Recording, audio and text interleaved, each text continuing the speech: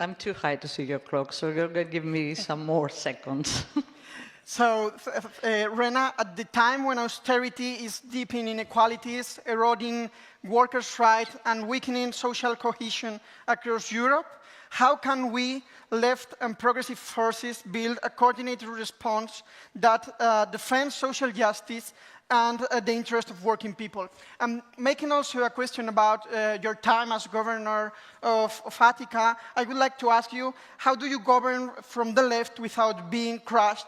And what is needed also in the future to build that broad front and platform that includes precarious workers, migrants, and small entrepreneurs that all of us are victims of austerity? Thanks. Thank you. I do think that we do know the answer all too well. I don't think that you expect for me to give you the answer. It's the responsibility to initiate action and policies in favor of working people and society lies with the left, lies actually with us. As always, in difficult times, the left makes the difference for the many, and this is not a flatter for Syriza government, this is not a flatter for our Congress.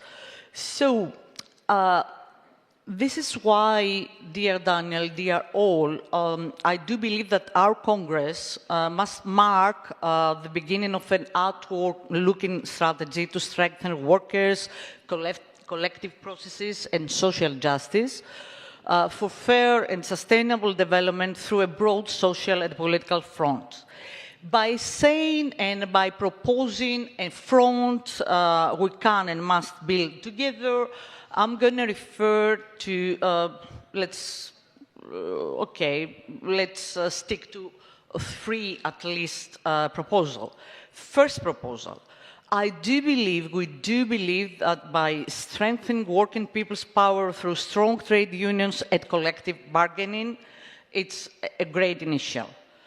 Experience across Europe shows that where strong collective agreement exists, wages rise, productivity improves, and social cohesion is reinforced.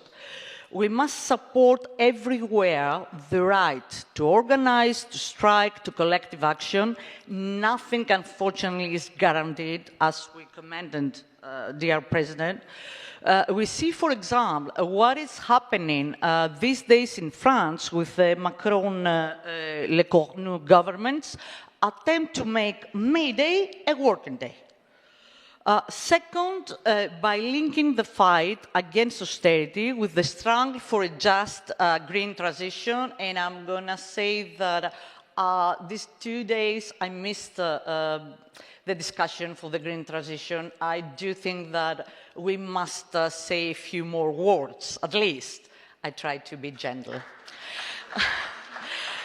Because the current war in the Middle East proves the urgency of ending dependence on fossil fuels which drive the climate crisis.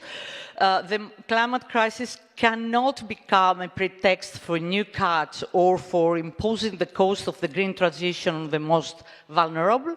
We need public investment, strong welfare states, and green jobs with decent wages. The green transition will be socially just, or it will not happen.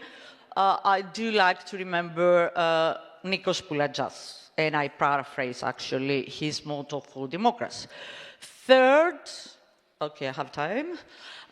Third, by broadening our alliances to include new categories of working people, and I do not mean only young people.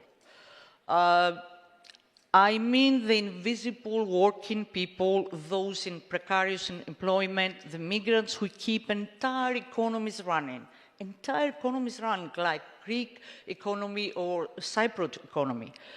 And we must not forget small and medium-sized entrepreneurs who struggle under costs and competition. All of them are victims of austerity, calling for a fair and collective response. Finally, this broad social front must demand a new social contract with a clear progressive direction. Our precious comrade Peter called us to work for a Marxist, socialist, European Union, a different European Union. Allow me to remind us and add to your call and the Ventontene Manifest. The Ventontene Manifest of Altiero Spinelli and Ernesto Rossi, which remains strongly relevant today, and I quote, "A united Europe essential for safeguarding global peace, individual freedoms, and human rights."